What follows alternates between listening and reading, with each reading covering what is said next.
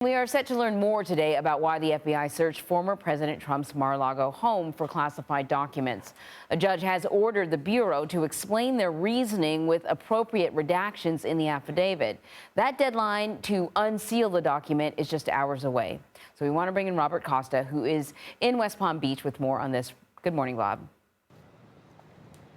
Good morning. The Justice Department has until noon today to release to the public a redacted version of the affidavit. Now, the affidavit might be heavily redacted since this is an ongoing probe, but it could provide new insights into why FBI agents arrived at former President Trump's home just weeks ago, search warrant in hand.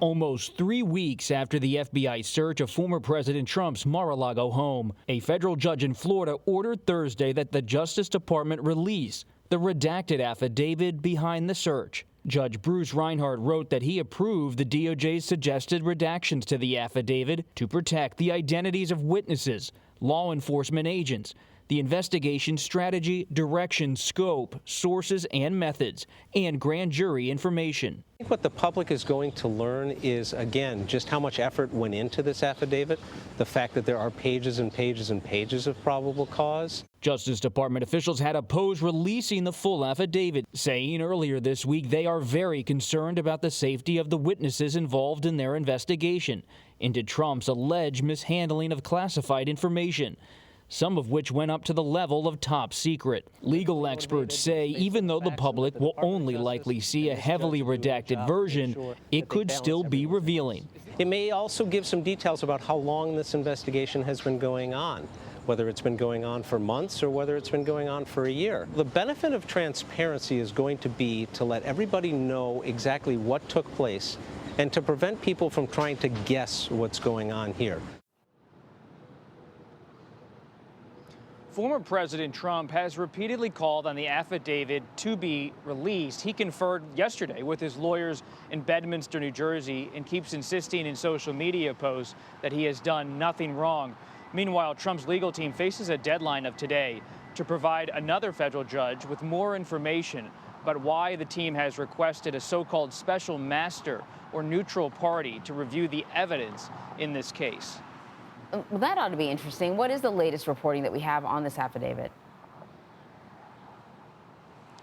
We are waiting to see the scope of the redactions in this document.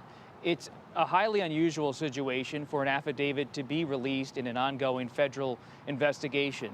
But the judge, Bruce Reinhardt, here in West Palm Beach, Florida, has said that there is intense public interest in this matter, and he wanted the government to propose redactions so some information could come out.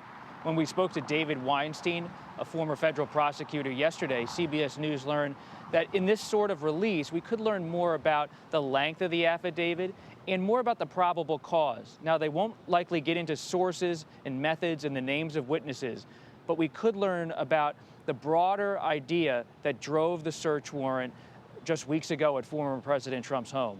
So you just mentioned the request for the special master. I know everything about this is very unusual, but do we know what the likelihood is that the Trump legal team will get a special master?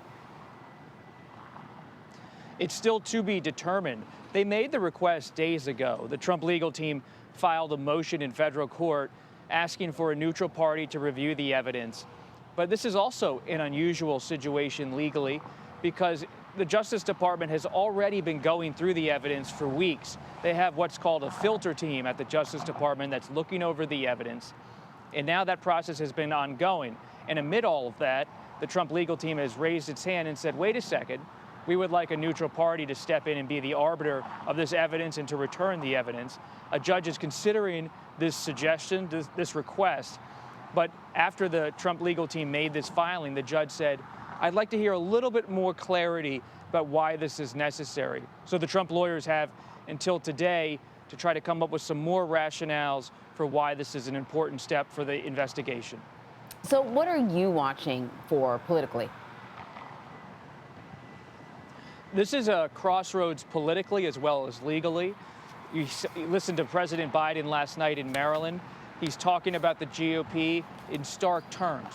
He called it a semi-fascist party. And these are words from the President of the United States about a major political party. And the standard bearer from 2020 and 2016 for that same party, former President Donald Trump, is now facing many ongoing investigations. And all of this comes just weeks before the midterm elections. So it's not happening in a vacuum, this federal investigation. It's happening in a time in this country where people are considering their options for leadership, who is going to control Congress, and who in a couple years is going to have the White House come the 2024 election. And so what I'm watching is the political response to these ongoing investigations, and so much of it is unpredictable because there are multiple investigations. Look at Georgia, for example. Former President Trump continues to face scrutiny there.